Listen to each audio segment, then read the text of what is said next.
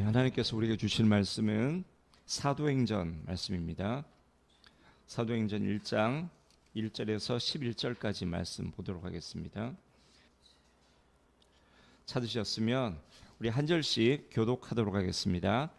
데오빌로여, 내가 먼저 쓴 글에는 무릇 예수께서 행하시며 가르치시기를 시작하신부터 그가 택하신 사도들에게 성령으로 명하시고 승천하신 날까지의 일을 기록하였노라.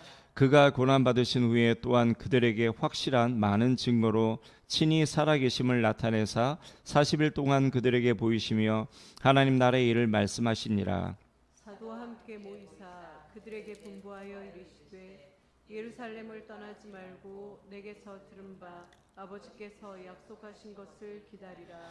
요한은 물로 세례를 베풀었으나 너희는 몇 날이 못 되어 성령으로 세례를 받으리라 하셨느니라. 그들이 모였을 때에 예수께 여쭈어 이르되 주께서 이스라엘 나라를 회복하심이 이때이니까 하니 이르시되 때와 시기는 아버지께서 자기의 권한에 두셨으니 너희가 알 바 아니요.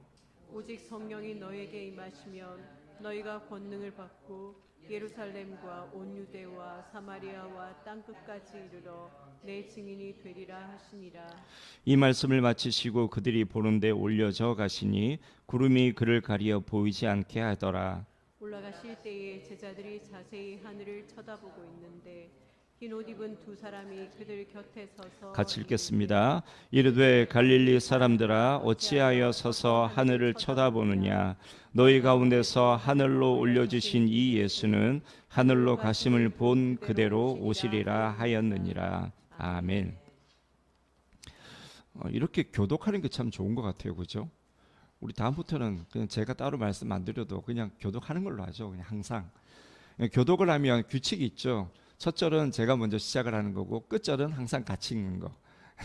예, 따로 이제 말씀 안 드리겠습니다. 이거 모르시는 분은 오늘 안 나오신 분. 그렇죠. 네. 자, 오늘부터 이제 사도행전 강의를 시작을 하려고 해요.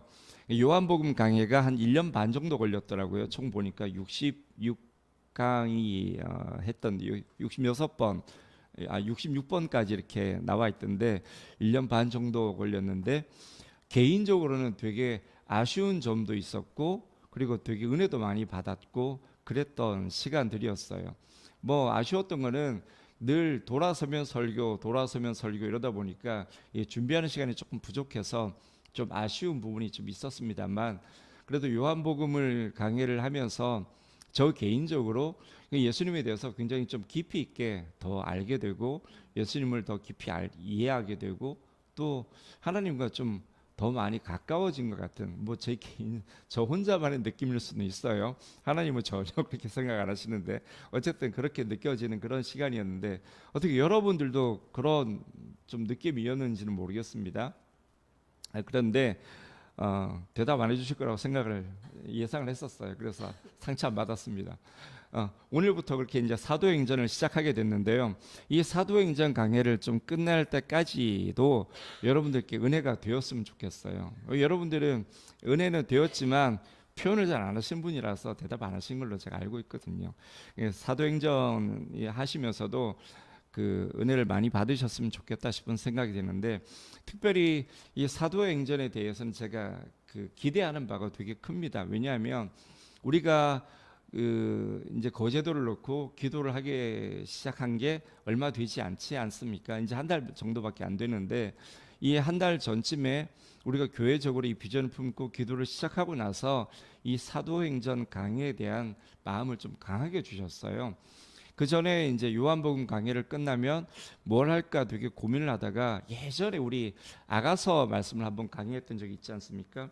아가서가 개인적으로 저에게 되게 은혜가 많이 됐었고 그리고 이제 많이 들으셨던 분도 계시는데 잊어버리실 때도 됐고 또 새로 계신 분들도 계시고 해서 다시 한번 했으면 좋겠다 싶은 마음이 들었는데 아가서를 작정하려고 있는데 이 사도행전 강의에 대한 마음을 좀 많이 주셨어요. 그래서 특별히 이 거제도를 놓고 우리가 기도하는 이 일 가운데 우리가 성령을 구하고 성령의 역사하심들을 좀 기대함으로 기대하기를 바라시는 마음이 이 강해 속에 담겨 있지 않을까 하는 생각을 하고 좀 기대를 합니다. 그래서 이게 뭐 시간이 좀 많이 걸리겠죠.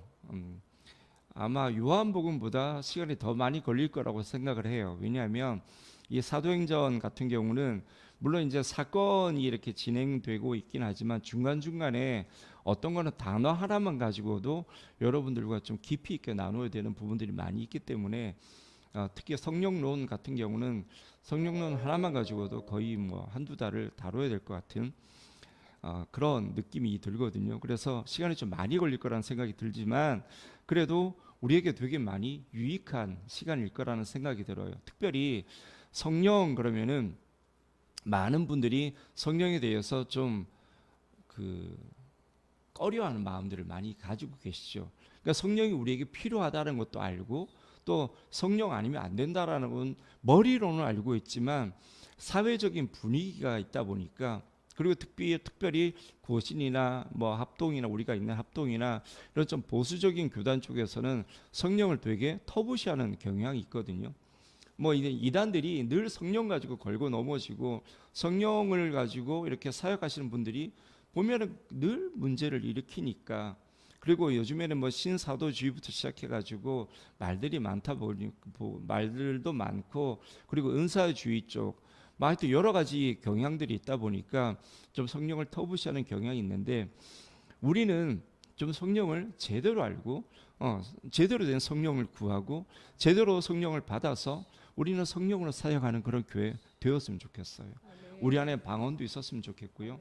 통역하시는 분도 있고 그리고 우리 전부 다 기도를 하실 때 하나님께서 우리의 영의 눈과 귀와 입을 다 열어주셔서 뭐 방언뿐만이 아니라 영 분별도 하고요. 그리고 하나님의 음성을 듣고 예언도 하고 그러니까 상대방의 방언을 통역도 해주고 그리고 은사를 구하시면서 병 고치면 은사도 구하고요. 그리고 여러 가지 뭐 귀신을 쫓는 그런 축사의 권세도 우리가 받고 그렇게 해서 성령께서 하나님이 살아계시는 것처럼 성령 하나님도 살아계시는 시대인데 성령께서 역사하시는 시대인데 우리 전혀 성령님과 상관없는 그런 삶을 살고 그런 사역들을 하고 있지 않습니까? 이 거제를 우리가 기도는 큰 구원의 땅이 되게 해달라고 기도를 하고 있지만 이 거제가 큰 구원의 땅이 되게 하려면요 성령께서 역사하지 않으시면 답이 없어요. 1907년에 평양에 부흥이 일어났을 때 성령의 역사하심 아니었으면 전 세계적으로 지금도 성령의 부흥의 역사가 지금 일어나고 있거든요. 근데 그 부흥의 역사가 왜 그 나라에만 가능하냐고요. 지금 이 시대에 우리나라에 특별히 우리가 기도하고 있는 이 땅 가운데 성령의 역사가 충분히 일어날 수 있거든요. 일어날 수 있는데 그러려면 그게 그냥 우리의 기도만으로 안 되고요. 성령께서 임하셔야 돼요. 그래서 여러분들 기도하실 때 우리 교회 위에 하늘의 문을 열어달라고 기도하시고요. 그냥 은혜가 그냥 어디 종기로 이렇게 퍼서 주는 이런 은혜가 아니라 진짜 폭포수와 같은 은혜를 부어달라고. 그래야지 우리 교회에서 흘러 넘치는 그 은혜의 강물이 온 거제를 적실 것 아니겠습니까? 시내 물도 안 돼요. 강물도 안 돼요. 폭포수와 같은. 여러분들은 오늘 가서 인터넷 검색해 보셔서 세계적인 폭포 한 두세 개만 이렇게 검색을 하셔가지고 그 폭포를 좀 불러가면서 해주십시오. 하나님 나이아가라 폭포와 같은 그런 은혜를 우리에게 부어주십시오. 그런 은혜 부어주시면 거제도 푹 잠기겠죠. 한 방에. 우리에게 그런 은혜가 필요해요. 그러니까 하늘의 문을 열어달라는 기도를 좀 하셨으면 좋겠고요. 그리고 하늘의 문을 열어주실 때 은혜뿐만이 아니라 우리에게 성령도 내려달라 부으셔서 그 120문도가 기도할 때 불의 혀같이 갈라지면서 임했던 그 성령께서 우리 교회 위에도 불의 혀같이 갈라져서 각각의 사람 위에 임하셔서 방언 받고 성령 받고 그렇게 능력 받는 그런 교회가 되자고요. 그래서 그런 역사를 우리 보고 기대하고 기도하라고 이 사도행전 강해를 시작을 하신 것 같아요. 오늘 말씀을 이제 시작을 하면은요. 일단 강의 첫 시간이니까 일단 개요부터 한번 봐야 될 것 같은데 개요는 너무 아깝죠. 보기에는 시간이. 그래도 이름은 봐야 되겠죠. 그죠? 그러니까 사도행전이라는 이름을 딱 보면 이 원어로 보면 프락세이스 아포스톨론이거든요. 프락세이스 이게 행함들 뭐 행위들 이런 뜻이에요. 그 다음에 아포스톨론 이거는 이제 제자들, 사도들 이런 뜻이겠죠. 그래서 이 말 그대로 프락세이스 아포스톨론 이거를 번역을 한 게 사도와 행전, 그래서 사도행전 이렇게 이름이 지어진 거예요. 그냥 헬라어 이름 그대로 가져와서 이제 붙인 이름이 사도행전이거든요. 근데 여기에 불만이 있는 사람들이 늘 있죠. 이게 사도행전이라는 이름이 누가가 붙인 이름이 아니거든요. 이거는 이제 정설이에요. 누가가 붙인 게 아니고 후대에 어떤 사람이 붙인 건데 누군지는 몰라요.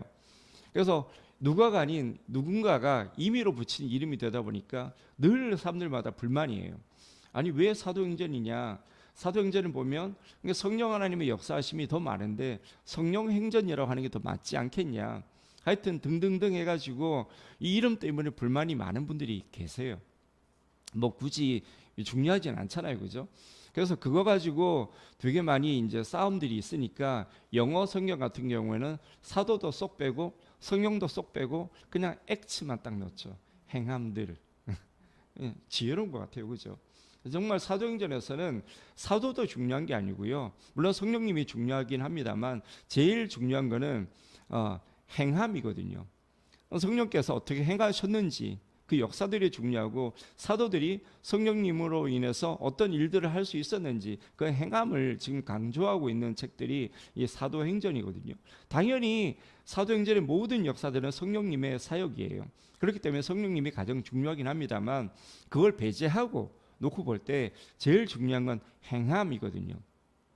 그래서 여러분들도 이 사도행전을 보실 때 뭐 쭉 보시다 보면 느껴지겠지만 그 사도들이 무엇을 했는지 여기에 굉장히 많이 초점이 맞춰져 있고요. 성령께서 어떠한 상황에서 어떠한 일들을 행하셨는지에 초점이 많이 맞춰져 있어요. 여기에 뭐 역사적인 내용들도 많이 들어있긴 하지만 실제로는 하나님의 복음이 전해지고 하나님의 나라가 건설되는 과정 가운데 성령께서 어떻게 일을 행하셨고 제자들이 그 가운데서 어떻게 쓰임을 받았는지 그리고 성령의 인도하심에 따라서 제자들이 어떻게 순종을 하고 헌신을 했는지가 기록된 책이 바로 사도행전이에요. 그러다 보니까 우리가 지금 주목을 해야 되는 것은 바로 행함이에요. 그러니까 사도들의 행적 이걸 우리가 이제 집중해서 봐야 되는 거죠. 본문 1절 말씀도 한번 보십시오. 거기서 누가가 지금 뭐라고 얘기를 하냐면요. 자신이 먼저 쓴 글에서도 무릇 예수의 행하시며 가르치신 일들을 기록했다라고 이렇게 기록을 하고 있죠. 그러니까 먼저 쓴 글은 누가복음입니다. 이 사도행전은 누가가 썼다라는 건 아실 거고요, 그죠? 이 누가가 사도행전 전에 기록한 책이 누가복음이거든요. 이 누가복음에는 예수의 행하시며 가르치신 일들을 기록했다라고 이렇게 얘기를 하고 있죠.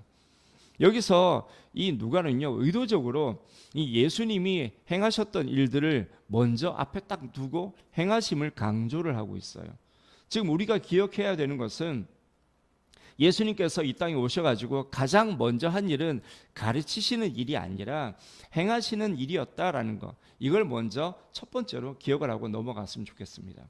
예수님은요 가르치시기 전에 먼저 행하심으로 본을 보여주셨어요. 그리고 예수님은 사랑하라고 가르치시기 전에 먼저 사랑하셨고요. 섬기라고 말씀하시기 전에 먼저 섬기셨던 분이 바로 예수님이세요. 하나님의 나라와 그 의를 구하라고 말씀하시기 전에 예수님의 삶 자체가 하나님의 나라와 그 의를 구하는 삶이었어요. 하나님의 뜻을 성취하는 삶이었고 하나님께 영광 돌리는 삶을 살아내셨어요.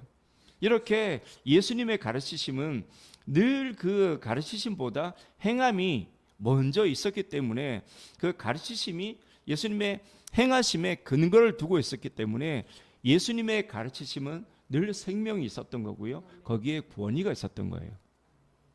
만약 주님의 행하심이 선행이 되지 않았다라면 예수님의 가르치심은 이 2000년이라는 긴 시간을 넘어오지 못했을 거예요. 팔레스타인 땅 어딘가에서 먼지로 사라져 버리고 없었을 거예요. 그런데 주님의 가르치심에는 이 행함으로 생명이 부여되었고요. 또 권위가 주어졌기 때문에 시간과 공간을 뛰어넘어서 지금 이 시간에도 전 세계 모든 나라, 모든 민족, 모든 언어에서 예수님의 말씀이 심지어 이 세상의 법을 만드는 기초가 되는 것까지 성경이지 않습니까? 그렇게 성경은 지금도 역사하고 계시는 그런 하나님의 말씀이 될 수 있었던 거죠. 그런데 여기서 우리가 우리 자신을 좀 한번 돌아볼 수 있으면 좋겠어요. 예수님의 가르침은요, 이렇게 행함이 근거가 된 그런 가르침인데 하나도 빠짐없이 전부 본을 보여주셔서 우리에게 주신 말씀이 바로 주님의 말씀이지 않습니까? 그런데 우리의 삶은 과연 어떻습니까? 이런 질문은 제가 좀 가볍게 할 필요가 있겠죠. 너무 찔리니까, 그죠? 예수님은요, 예수님 제자들은 어떻습니까? 그냥 학교에 이렇게 지식을 가르치기 위한 학생으로 예수님 제자들을 부르신 게 아니잖아요. 예수님은 제자들을 부를 때 제자로 삼으셨어요. 단순히 지식을 전달하는 관계가 아니라 예수님의 삶을, 예수님의 신학뿐만이 아니라 예수님의 삶까지도, 사역까지도 그대로 가르치기 위한 제자로 삼으신 거예요. 그리고 주님께서 제자들에게 사명을 주실 때도 어떤 사명을 주셨습니까? 바로 제자를 삼으라는 그런 사명을 주시지 않았습니까? 그죠? 마태복음 28장 19절 20절 말씀이 바로 그거잖아요. 이 마태복음 28장 19절 20절 말씀 우리 좀 같이 한번 보시겠어요? 모여오시는 분도 있으실 건데요. 제가 일단 읽어드릴게요. 여러분들이 찾으시면서 한번 읽었으면 좋겠습니다. 그러므로 너희는 가서 모든 민족을 제자로 삼아 아버지와 아들과 성령의 이름으로 세례를 베풀고 내가 너희에게 분부한 모든 것을 가르쳐 지키게 하라. 볼지어다 내가 세상 끝날까지 너희와 항상 함께 있으리라 하시니라. 이게 마태복음 28장 19절 20절 말씀이죠. 그런데 여기서도요, 주님은 행함을 매우 강조하고 있습니다. 한번 보십시오. 19절에서 주님은 누군가를 제자로 삼으라고 말씀하시죠. 이 말은 예수님께서 제자들에게 하셨던 것처럼 그들 역시 그 사람을 제자로 삼아서 그에게 먼저 삶으로 본을 보여야 된다라는 이 말씀을 하고 계시는 거예요. 뭐 제자가 그냥 삼아집니까? 너 이제 오늘부터 내 제자야 하면 끝나는 게 아니잖아요. 제자는 지식을 전달하는 관계가 아니라 삶과 사역과, 지금 예수님, 우리 같은 경우는 신학까지도 포함되는 것 아니겠습니까? 내가 가진 신학과 영성까지도 그대로 전달해 줘야 되는 의무가 있는 게 스승의 역할이에요. 그래서 스승과 제자의 관계가 맺어지는 거거든요. 그런데 내 삶과 사역과 영성과 신학까지 그대로 다 전달이 되려고 하면 그게 말로 되겠습니까? 절대로 안 돼요. 기도 훈련을 못 시켜주는데 내가 기도의 본을 보여주지를 못하는데 무슨 기도의 영성이 거기 있겠습니까? 그렇죠? 내가 증인된 삶을 살아내는 걸 보여주지를 못하는데 어떻게 증인의 사명을, 증인의 영성을 보여줄 수 있겠어요? 내가 순교자의 영성을 가지고 있지를 못하는데 어떻게 순교자의 영성이 제자에게 전달이 되겠습니까? 죽었다 깨어나도 못하는 거죠. 섬김과 헌신과 사랑과 충성, 온유와 절제와 이 모든 것들이 내 삶에 전혀 없는데 제자들이 그거를 말로만 한다고 그게 삶으로 살아내시겠습니까? 안 되는 거예요. 그래서 주님께서 제일 먼저 하신 명령이 뭐냐면 가라는 명령 다음에 주셨던 명령이 제자를 삼으라는 명령이었어요. 이 말은 누군가를 데려와서 네 권세 아래 돌아라는 말이 아니라 누군가에게 너의 행함을 보여주고 그로 하여금 제자가 되고자 하는 마음이 들도록 하라는 말씀인 거죠. 여러분, 이게요, 이렇게 살아내는 이것이 바로 성도의 본분이고 교회의 사명이에요. 그리고 20절에서 뭐라고 가르치면은요, 가르치라고 말씀하시죠. 20절에서. 그런데 잘 보면 이 가르치는 이거는요, 그냥 말로만 가르치는 데서 끝나는 게 아니죠. 그 뒤에 뭐라고 말씀하고 있습니까? 가르쳐 지키게 하라. 여기에서도 행함이 강조되고 있는 거예요.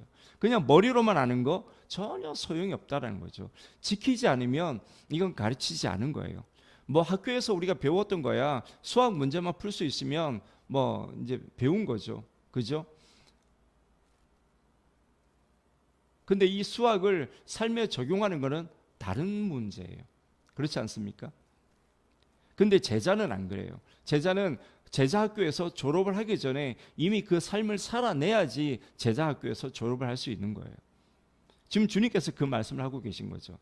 그러니까 정리를 하면 행함을 통해서 그리스도의 제자로서의 본을 보이고 그 제자의 제자 된 자들 역시 그리스도의 제자로 살아내도록 해야 된다라는 말씀인 거예요. 이게 오늘 주님께서 제자들에게 그리고 우리에게 주시는 사명이자 본분이에요. 그러니까 성도가 제자로 살아가는 것을 통해서 세상이 우리를 그리스도의 제자라는 것을 알도록 해야 되는 그런 본분이 우리에게 있는 거고요. 또 제자된 삶이 어떤 것인지를 잘 가르쳐서 그렇게 살아가도록, 모든 성도가 그렇게 살아가도록 만드는 것이 교회의 사명입니다. 그리고 그 가르침대로 모두 다 살아내야 되는 것이 성도의 본분인 거예요. 이해가 되시죠? 지금 이 말씀을 하고 있는 것이 바로 마태복음 28장 19절에서 20절 말씀이에요. 그냥 이거는 단순하게 선교에만 적용되는 말씀이 아니라 1차적으로는 우리 삶에 적용이 되어야 하는 말씀인 거예요. 여기서 우리가 또 하나 주목해야 되는 게 있는데요. 그것은 주님은 이 제자들에게 명령하신 모든 명령을 성령으로 하셨다라고 오늘 누가가 말씀하고 있죠. 2절의 말씀에서 나오고 있지 않습니까? 2절에서 그가 택하신 사도들에게 성령으로 명하시고, 그러니까 이 말씀은 약간 번역이 조금 잘못된 번역인데요. 성령으로, 그러니까 성령이 무슨 도구가 된 것처럼 그렇게 오해를 할 수 있는데 성령을 통해서라는 말씀이고요. 원문을 보면은 그 다음에 명하시고 이렇게 되어 있는데 명령하다라는 그런 의미지 않습니까? 근데 문맥으로 놓고 보면 명령하다라는 의미보다는 사명을 주다라는 의미로 이해를 번역을 하는 게 더 정확한 번역이에요. 그러니까 성령을 통해서 사명을 주셨다라는 의미죠. 이해가 되시죠?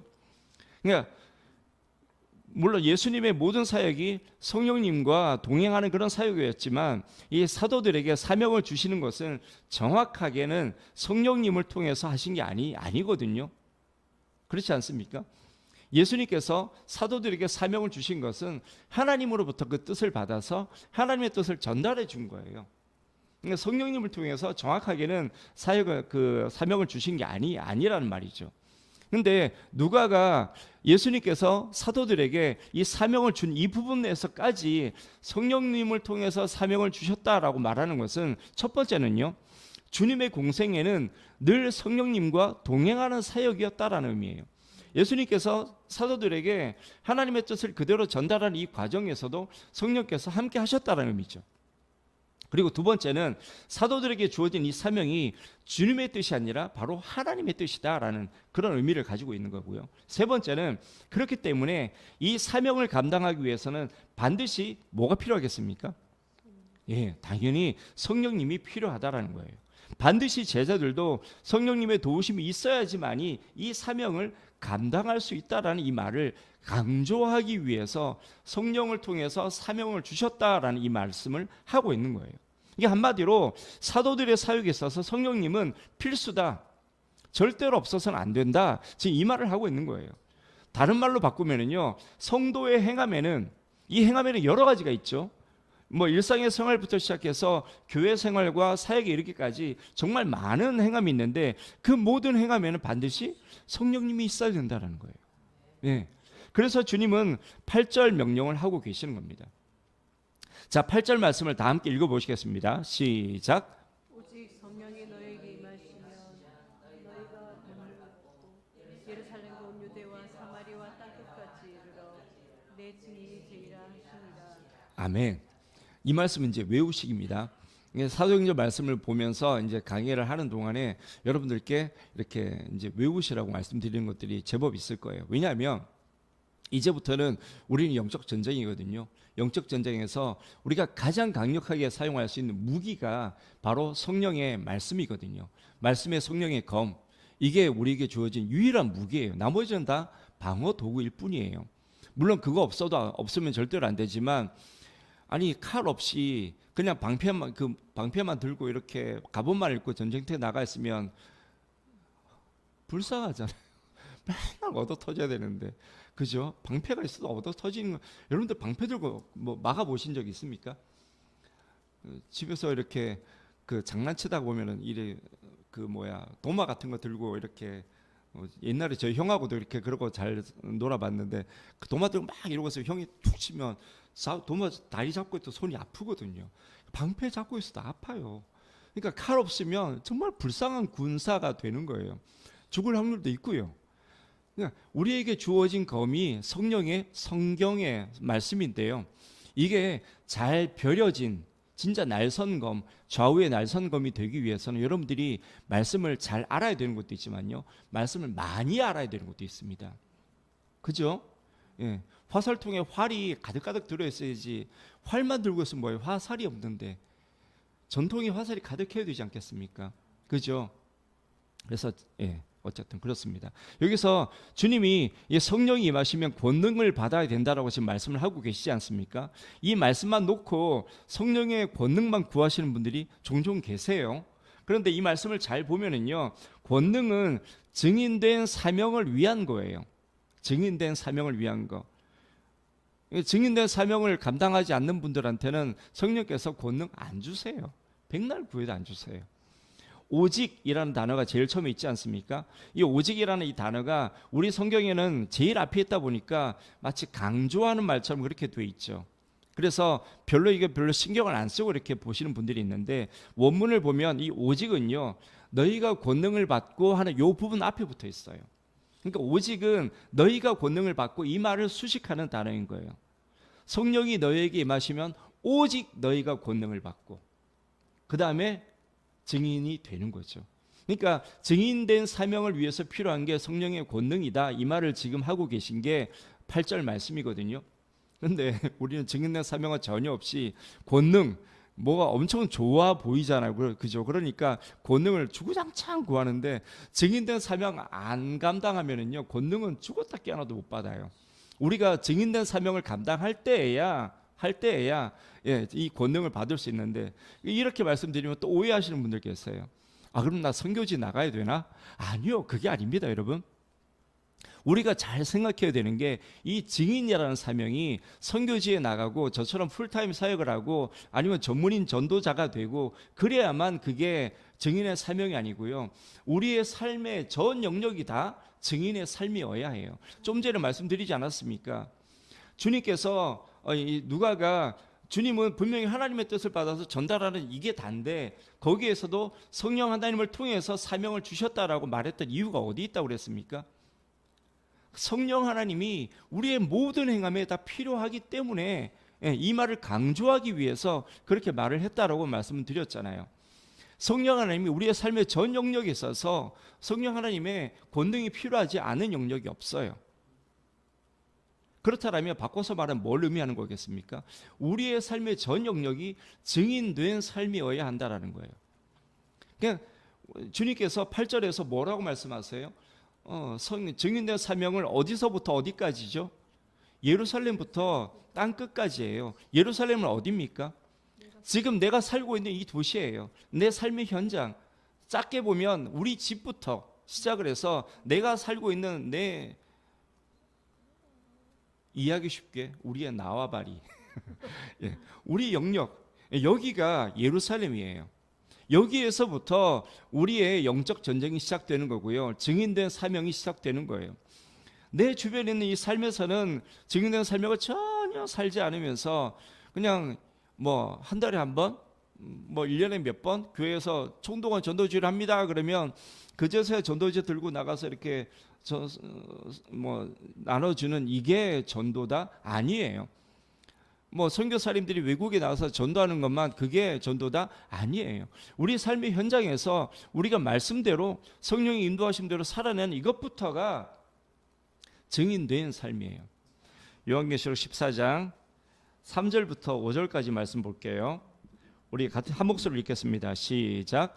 그들이 보좌 앞과 네 생물과 장로들 앞에서 새 노래를 부르니 땅에서 속량을 받은 14만 4천 밖에는 능히 이 노래를 배울 자가 없더라. 이 사람들은 여자와 더불어 더럽히지 아니하고 순결한 자라.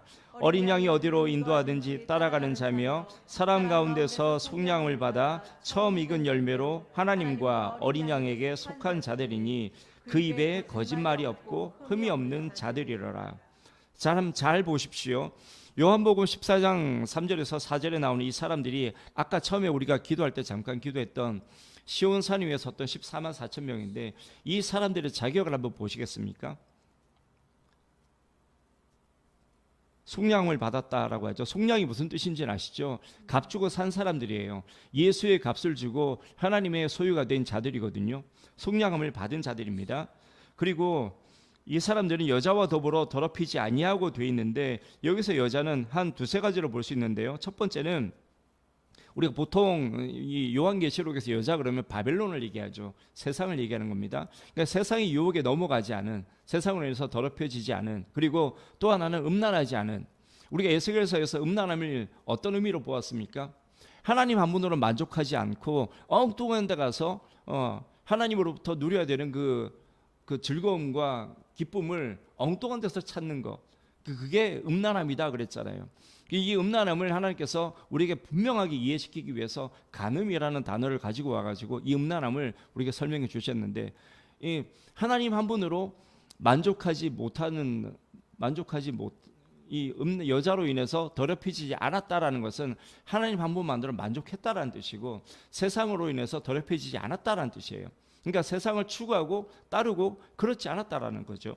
그 다음에 어린 양이 어디로 인도하든지 따라가는 자면, 그러니까 쉽게 설명을 드리면 성령의 소욕대로서 예수님의 말씀대로 살아간 사람들이란 뜻이에요. 그리고 뒤에 보면 속량을 받아 처음 익은 열매, 이게 무슨 뜻이냐면 예수님의 값을 주고 사서 하나님께 드려진 바 된 사람들이 바로 성도잖아요. 저와 여러분들. 그런데 처음 익은 열매, 이 무슨 말이냐면 주님께서 주님의 피값으로 우리를 사서 죄와 사망 권세 아래 있던 우리를 하나님의 소유로 만들어 주셨어요. 그런데 그랬던 우리가 다시 죄로 돌아간 이런 사람들이 있거든요. 그렇게 돌아간 사람들이 아니다라는 거예요. 한번 주님의 피값으로 사서 하나님께 드려진 그 상태로 계속 유지되어 왔던 사람들이 바로 이 사람들이라는 거죠. 다시 죄로 돌아가지 않은 사람. 뭐 우리가 순간순간 실수로 죄 지은 거 이것까지 말씀하시는 게 아니고요. 완전히 하나님을 배반하고 떠난 것, 이걸 의미하는 거거든요. 그러니까 하나님을 배반하고 떠나지 않은 사람들이다, 지금 이 말이고요. 그 뒤에 그 다음에는 거짓말이 없고 흠이 없다라고 말씀하고, 뭐 거짓말이 없다라는 말은 우리가 뭐 이해하기 쉽고요. 흠이 없다라는 말은 오늘 아침에 우리 로마서 12장 1절에서 2절 말씀 보지 않았습니까? 여기에서 하나님께서 기뻐하시는 거룩한 산 제물로 드리라 이렇게 말씀을 하고 계시잖아요.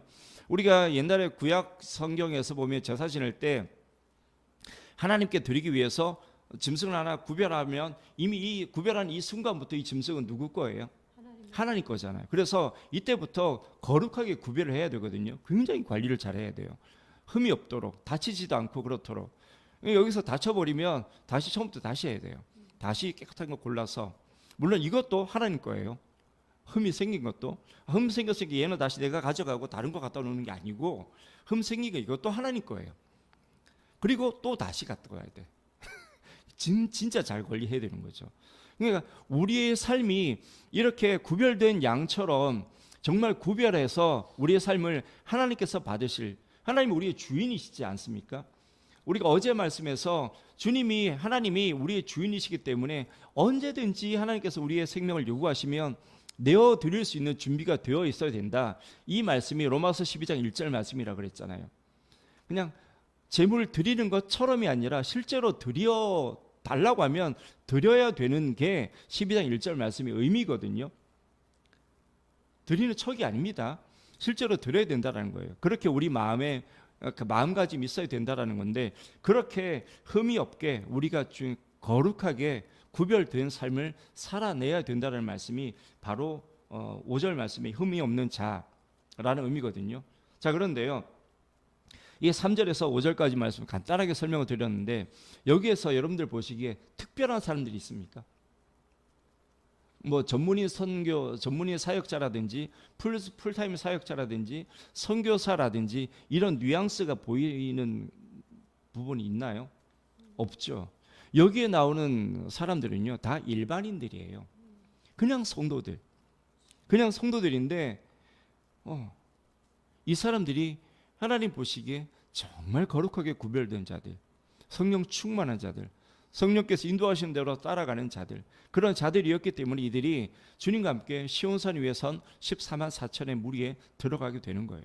자, 오늘 말씀으로 돌아와서 지금 사도가 예수님께서 지금 내 증인이 되라고 말씀하신 이 증인이 어떤 것을 의미하는지 여러분들 아시겠죠?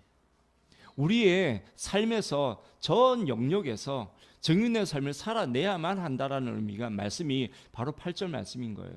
내 삶은 나는 평신도고 나는 이 증인된 사명은 이 사명을 받은 사람들이나 그렇게 살아가는 거지 나 같은 평신도가 무슨 증인되는 사명까지 살아내나? 아니에요. 지금 그런 말씀을 주시는 게 아니라 우리 모두는 이 소명을 받았다라는 말씀을 지금 하고 계시는 거예요. 그래서 성령의 권능을 받아야 된다, 이 말씀을 하고 있는 거죠. 성령의 권능을 받아서 갇힌 자들을 자유케 하고 묶인 자들을 결박을 풀어주고 원수를 물리치고 그리고 귀신을 쫓으며 모든 병마를 치료하고 그러면서도 사탄의 앞잡이들의 공격을 파하고 제자들을 보호하셨던 그 예수님처럼 우리 역시도 그런 사명들을 감당해야 되는 거예요. 주님의 사역을 우리도 똑같이 해야 된다고 주님 말씀하셨지 않습니까? 너희도 내가 하는 일을 할 것이요 나보다 더 큰 일도 할 것이다 라고 주님이 말씀하셨잖아요. 그러니까 주님의 사역이 우리의 삶 속에 그대로 있어야 되는 거예요. 주님의 삶과 사역을 그대로 이어받은 사람들이 제자지 않습니까? 그런 제자로 부르신 사람들이 바로 저와 여러분들이잖아요. 마태복음 28장 19절 20절 말씀이 제자들 12사도에게만 주신 명령입니까? 아니잖아요. 여기에서 마태복음 28장 19절 20절 말씀에 해당 사항이 없는 분들 누가 있습니까? 우리도 다 제자들이거든요. 그러니까 우리도 지금 주님처럼 이렇게 살아야 되는 거예요. 그래서 반드시 우리는 성령이 필요한 거죠. 우리가 그렇다고 우리 전부 다 선교사로 나가야 돼, 전문인 사역자가 되어야 돼, 전문 전도자가 되어야 돼, 이 말씀이 아니고요. 우리 삶의 영역에서 좀 전에 요한계시록 보지 않았습니까? 요한계시록에서 보셨던 것처럼 우리 삶의 전 영역에서 하나님 보시기에 합당한 그런 성도가 되어야 되는 거예요. 이 사명을 위해서 주님께서 우리에게 소명 주신 거죠. 병을 고치고 귀신을 제어하고 원수를 대적하고 복음을 전하고 영혼을 구원하고 하나님의 나라를 확장하는데 필수 불가결한 게 바로 성령 하나님인 거예요. 네. 그런데 증인의 사명을 감당하는 게 어디 선교지에서만 하는 겁니까? 아니잖아요. 우리 삶에서도 분명히 이 사명이 시작되어야 하는 거예요. 그런데 일상의 삶은요, 증인된 사명과는 전혀 상관이 없다는 이 생각. 전도는 전도지 하나 던져주고 끝나도 된다라는 이런 생각. 증인의 사명은 풀타임 사역자나 하는 거다라는 생각, 이제는 버리시기를 바랍니다. 요한계시록에 보셨던 그 평범한 성도가 다른 사람이 아니고요, 다른 나라 사람이 아니라 바로 내 옆에 있는 지체가 될 수도 있는 거고요. 내가 정말 성령께서 주시는 말씀대로 인도하신 대로 따라가서 살면 내가 그 자리에 서게 되는 거예요. 그래서 오늘 이 말씀 보다가 이 말씀 시작하기 전에, 예배 시작하기 전에 이 기도부터 시작했으면 좋겠다 싶어서 그 기도를 먼저 드렸던 거예요. 여러분 한 분 한 분이 시온산 위에 주님과 함께 섰던 그 14만 4천에 다 들어가기를 원해요. 여러분 그러려면요, 우리가 1차적으로 성령 받아야 합니다. 아까 요한계시록 그 말씀을 보니까 이렇게 살 수 있을 거라는 생각이 혹시 드십니까? 이게 성령의 도우심 없이는 불가능해요, 여러분. 내 능력으로는 죽었다 깨어나도 안 됩니다. 지금 당장 나가다가 이렇게 보면 여기는 그 시골하고는 좀 다르긴 하지만 옛날에 보면 그런 분들 꽤 많으셨어요. 이제 수련회 이렇게 수련회 가서 보면은 다 시골이지 않습니까? 새벽에 이렇게 수련하고 있으면 그 교회 권사님도 오셔서 쭉 이렇게 기도하시거든요. 기도 끝나고 가시면서 남의 밭에 호박 따가시고 그런 분들 계세요, 실제로. 그냥 남의 밭에 있으면 뚝 따가지고 그걸로 이제 우리 수련회 온 친구들이 호박국 끓여주시고 이러거든요. 우리야 맛있게 먹지만 그 호박의 출처가 그렇다라는 거죠. 아무렇지 잘못된 거 아닌가요? 시골은 원래 그런 인심이 그런가요? 먹어도 되나? 잘 몰라서 제가 하는 말인데 어쨌든 그렇습니다. 땅에서 우리 송량함을 받은 자, 여자와 더럽혀지지 않은 자, 그리고 순결한 자, 어린 양이 어디로 가든지 인도하는 자, 그냥 하나님과 그 어린 양에게 속한 자, 이런 자가 되려면은요, 우리가 성령 받지 않으면, 성령 하나님으로 우리가 충만하지 않으면 우리 힘으로 이거 죽었다 깨어나도 불가능한 거예요. 특별한 것이 어디 없잖아요, 그죠? 그렇다면 여기서 이 사람들과 나 자신을 한번 좀 비교해 봤으면 좋겠어요.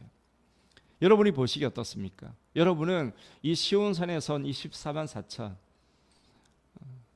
그 어느 누구도 배울 수 없는 그 어린 양을 위한 찬양을 배워서 하나님을 위해서 부를 수 있는 그런 성도가 될 수 있겠습니까? 여러분, 성령 받으셔야 돼요. 여기서 속량함을 받았다라는 말은 예수님의 피값으로 사서, 그죠?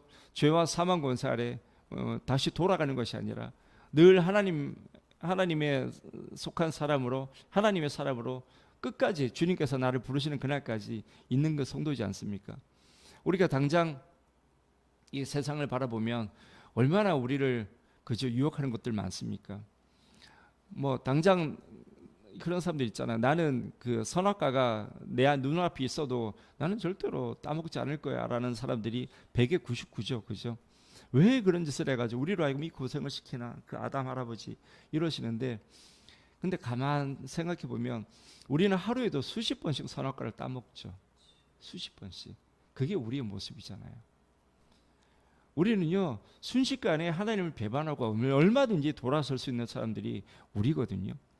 성령 받지 않으면 정말 힘든 거예요.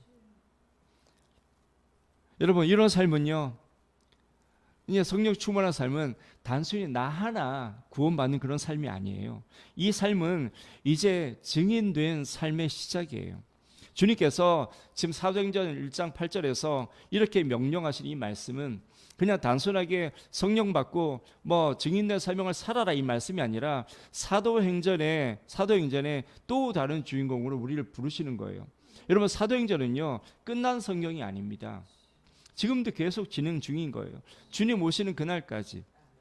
그렇다면 이 사도행전의 역사가 오늘 우리에게 이 거제도를 비전으로 품게 하시면서 또다시 거제도에서 거제도판 사도행전이 시작이 되었거든요. 이 사도행전, 이 거제도에서 시작되는 사도행전에서 이제 우리가 이 사명 감당하려고 하면은요, 여러분 그냥 뭐 기도 좀 하고 그냥 조금 전도 좀 하고 이거 가지고는 안 돼요. 우리 무조건 성령 받아야 돼요. 성령 받아야 되고 은사 부어져야 되고요. 성령의 권능 받아야 합니다, 여러분. 그냥 아이고야, 지금까지 내 수십 년 동안 기도해도 성령 하나도 안 주시던데 그렇게 대충 구하시면 안 되고요. 우리가 성령 받으려고 하면 일단 여기서 한번 보십시오. 지금 사도행전에서 최소한 이 사람들 열흘 이상을 그냥 기도만 했던 사람들이에요. 그냥 성령 받으려고. 그것도 주님의 죽으심을 보고 주님의 부활하심을 만나고 주님으로부터 40일 동안 주님으로부터 직강을 받으면서 주님으로부터 훈련을 40일 동안 받은 상태에서 주님 승천하신 것까지 다 보고 나서, 그리고 나서도 열흘 이상을 기도했던 분들이에요. 그리고 나서야 성령을 받았어요. 여러분, 이분들의 지금 이 사도행전에서 성령 받은 이분들의 영적인 상태가 우리랑 비교할 수 있겠습니까? 주님과 40일 있었습니다, 여러분. 주님과 40일 있을 동안에 주님이 요한복음에서 사도들이 주님, 베드로가 그랬죠. 발 씻어주지 않으면 너랑 상관이 없다 그러니까 내 온몸을 다 씻어주십시오. 그러니까 너는 이미 내 말로 깨끗해졌다라고 말씀하시잖아요. 지금 이 사람들은 40일 동안 예수님과 함께 있으면서 예수님의 말씀으로 깨끗해진, 거룩해진 사람들이에요. 이런 사람들일지라도 성령을 받기까지 열흘이나 걸렸습니다. 그렇다면 우리는 어떻겠습니까? 최소한, 그죠? 최소한 10배는 더 걸리지 않겠습니까? 그것도 생명 걸고 그냥 뭐 한 30분, 1시간 기도해보고 안 주면 그만. 그리고 한 몇 달 쉬었다가 또 한번 마음에 동하면 또 한번, 그러면 안 되는 거고요. 진짜 성령 아니면, 여러분 성령 아니면 시온산에 우리가 설 수 있겠습니까? 못 써요. 성령 아니면 안 돼요. 자꾸 말이 길어지는 것 같은데 말씀 마칠게요. 여러분, 성령 구하십시다. 예, 내가 지금 아직 우리는 구원받으면서 성령 받은 사람인 것만은 분명하거든요. 그런데 성경에서 말하는 성령은 그 성령이 아니다 그랬잖아요. 지금까지 우리가 받은 성령은 그냥 서울 사무소 차려지는 게 이게 다예요. 그런데 본격적으로 우리가 능력을 행하고 은사를 받고 하려면 성령 세례를 받아야 된다라고 말씀드렸잖아요. 성령으로 충만함을 받아야 돼요. 그래야지 권능도 받고 은사도 받고 그게 되는 겁니다. 그래서 우리에게 맡겨진 이 사명을 감당할 수 있게 되는 거거든요. 여러분 오늘부터 성령을 구하십시오. 성령 충만함을 구하십시오. 그래서 하나님께서 우리에게 맡겨진 이 사명 감당하는 그런 저와 여러분 우리 교회가 되기를 주님의 이름으로 축원합니다. 우리 좀 기도하시면서 성령을 구하시면서 좀 기도하십시다.